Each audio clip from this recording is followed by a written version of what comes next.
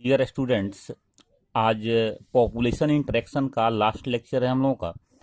हम लोग इंट्रोडक्शन देखे थे पॉपुलेशन इंटरेक्शन कहते किसको हैं। पॉपुलेशन इंटरेक्शन टू टाइप्स के होते हैं, पॉजिटिव पॉपुलेशन इंटरेक्शन और नेगेटिव पॉपुलेशन इंटरेक्शन। दोनों क्या होते हैं ये देखा था। पॉजिटिव पॉपुलेशन इंटरेक्शन में आप म्यूचुअलिज्म, कॉमेंसलिज्म और प्रोटो कॉपरेशन देखे थे।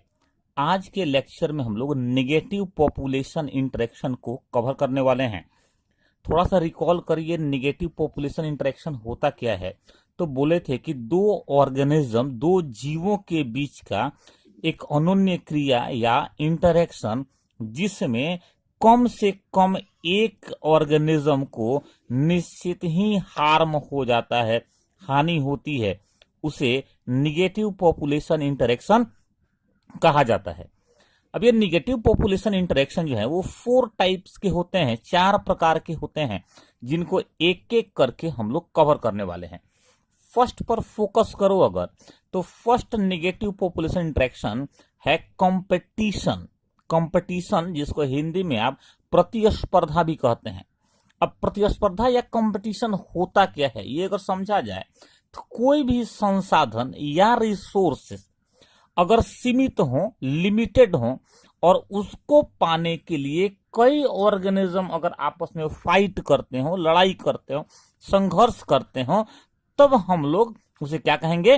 कंपटीशन कहेंगे। तो कंपटीशन क्या है? एक निगेटिव इंटरेक्शन है, एक नकारात्मक अनोन्य क्रिया है जीवों के बीच में, जिसमें किसी खास रिसोर्स या संसाधन के लिए जीव आपस में क्या करते हैं? स्ट्रगल करते हैं या संघर्ष करते हैं। अब इस कंपटीशन में एक जीव को, एक ऑर्गेनिज्म को तो बेनिफिट होता है, जबकि दूसरे ऑर्गेनिज्म को, दूसरे जीव को हानि या हार्म हो जाती है। ये जो कंपटीशन है ये 2 प्रकार का होता है, 2 टाइप का होता है। एक को आप बोलेंगे इंट्रा स्पेसिफिक कंपटीशन और दूसरे को बोलेंगे इंटर स्पेसिफिक कंपटीशन। जब एक ही स्पीसीज के, एक ही प्रजाति के 2 ऑर्गेनिज्म या 2 जीव किसी रिसोर्स के लिए कंपटीशन करते हैं, तब ऐसे कंपटीशन को आप इंट्रा स्पेसिफिक कंपटीशन कहते हैं। फिर से एक बात, जब एक ही स्पीसीज के 2 ऑर्गेनिज्म किसी रिसोर्स के लिए आपस में स्ट्रगल करते हैं, कंपटीशन करते हैं, तो ऐसे कंपटीशन को इंट्रा स्पेसिफिक कंपटीशन कहा जाता है। जबकि जब दो डिफरेंट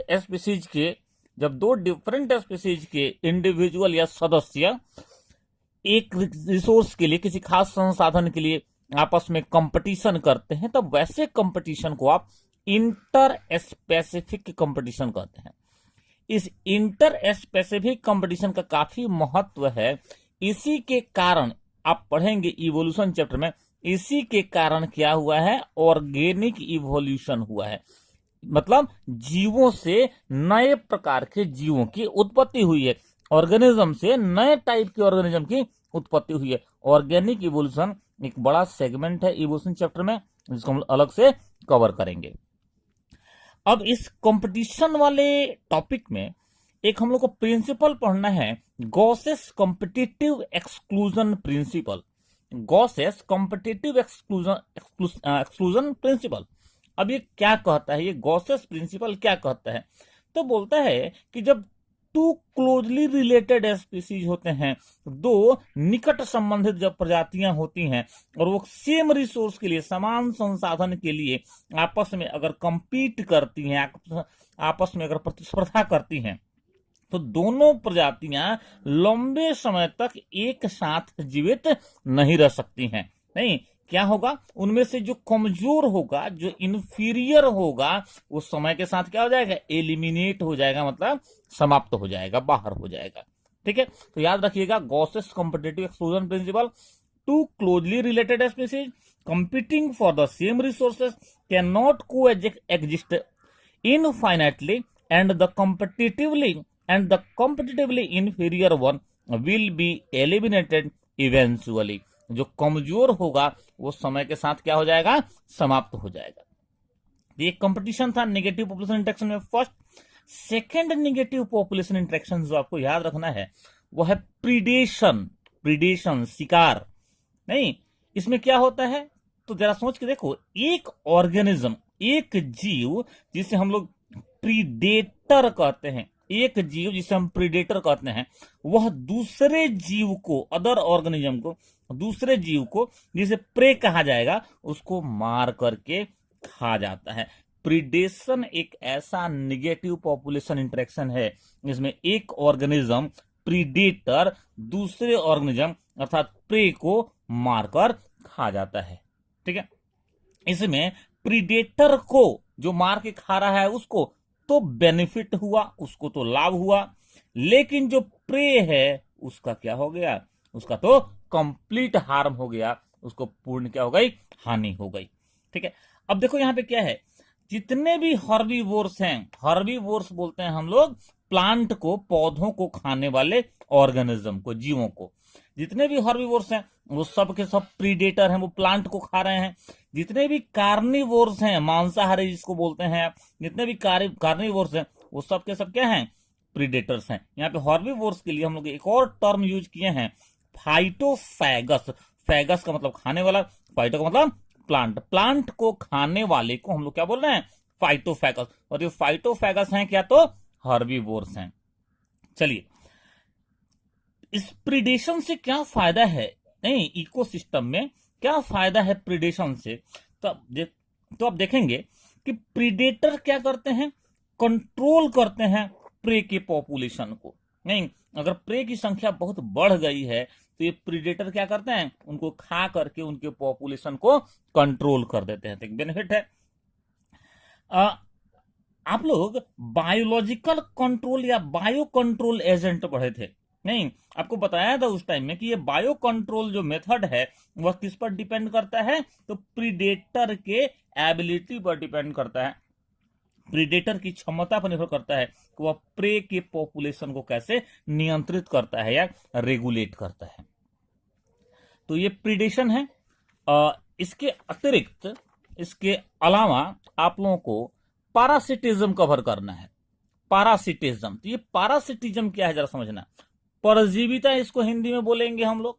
नहीं, ये क्या है पारासिटिज्म या परजीविता, तो इसमें एक ऑर्गेनिज्म जिसको पारासाइट आप कहेंगे, पारासाइट या परजीवी, दूसरे ऑर्गेनिज्म जिसको हम लोग होस्ट या पोषी कहते हैं, उसके बॉडी में निवास करता है, रहता है, या उसके बॉडी से जुड़ के रहता है और अपना फूड डायरेक्टली क्या करता रहता है, ये पारासाइट होस्ट के बॉडी से लेता रहता है। इसी कॉन्सेप्ट को हम लोग पारासिटिज्म कहते हैं।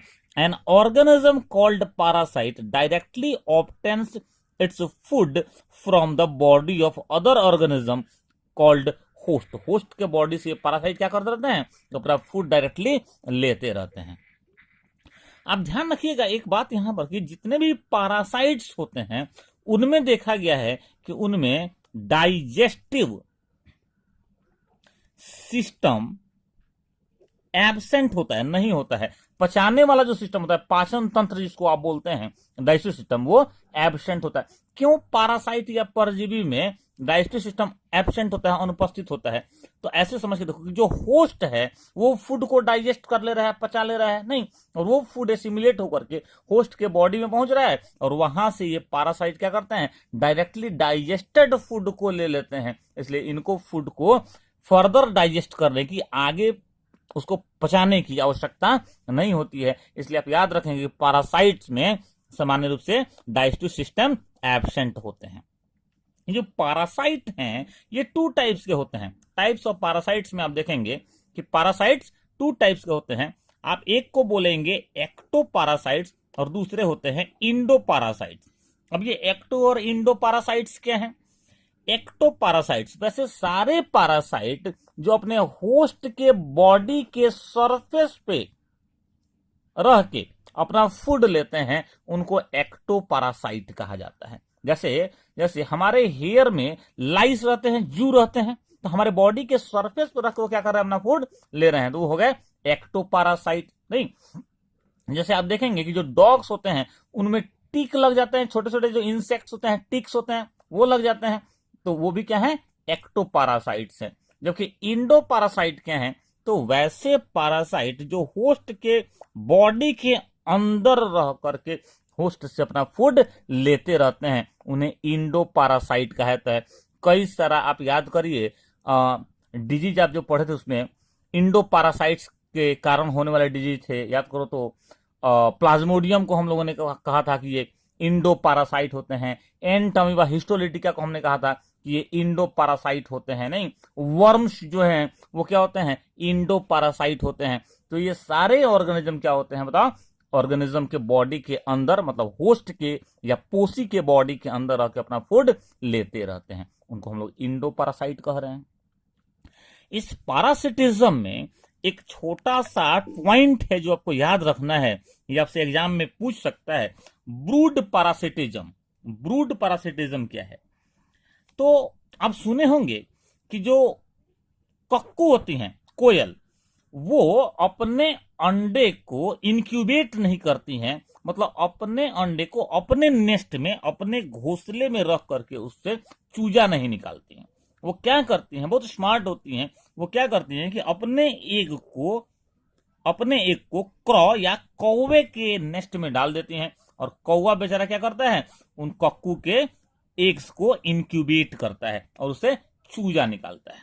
नहीं, तो ये भी एक तरह का पैरासिटिज्म ही है जो स्पेशली कहां पाया जाता है, बर्ड्स में पाया जाता है, नहीं पक्षियों में पाया जाता है, जिसमें कि पैरासाइटिक बर्ड्स जो होती हैं, जैसे कक्कू का हम लोग नाम लिए, कोयल का नाम लिए, ये क्या करती हैं, तो होस्ट के, जैसे क्रॉ होस्ट हो गया, होस्ट के नेस्ट में अपने एग्स को देती है, और होस्ट क्या करता है, उन एग्स को, अंडों को इंक्यूबेट करता है। ठीक है, तो ये कॉन्सेप्ट क्या कहलाता है, brood parasitism, a special type of parasitism found in birds in which the parasitic bird lay eggs in the nest of its host and let the host incubate them। Host क्या करता है, उनको incubate करता है। चलिए, brood parasitism समझ में आया। लास्ट पॉइंट जो निगेटिव पॉपुलेशन इंटरेक्शन का है वो है ओमेंसलिज्म। ओमेंसलिज्म नहीं, जैसे आप पढ़े थे, याद करिए कॉमेंसलिज्म को पॉजिटिव पॉपुलेशन इंटरेक्शन में, जिसमें कि जो दो ऑर्गेनिज्म जिनके बीच में, दो जीव जिनके बीच में इंटरेक्शन हो रहा था, अनन्य क्रिया हो रही थी, उसमें से एक को बेनिफिट हो रहा था जबकि दूसरे को क्या हो रहा था, दूसरा उसको ना बेनिफिट होता था ना उसको हार्म होता था, मतलब वो अनइफेक्टेड रह जाता था, अप्रभावित रह जाता था। ठीक कॉमेंसलिज्म का उल्टा होता है ओमेंसलिज्म।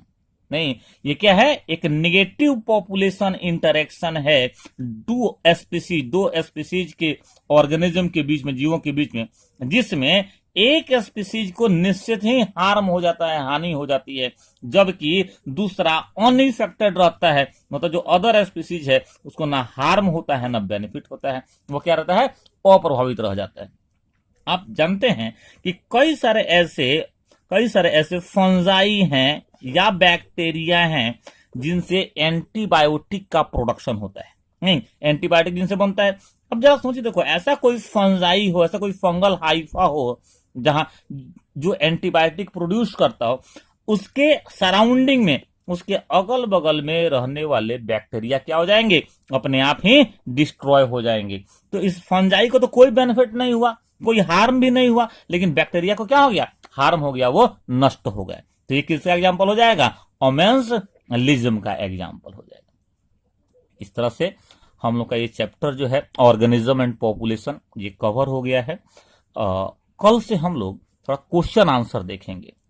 आप क्या करिए, पूरे चैप्टर को रिवाइज कर जाइए, कोई दिक्कत हो तो व्हाट्सएप करिए या कॉल करिए। Thank you.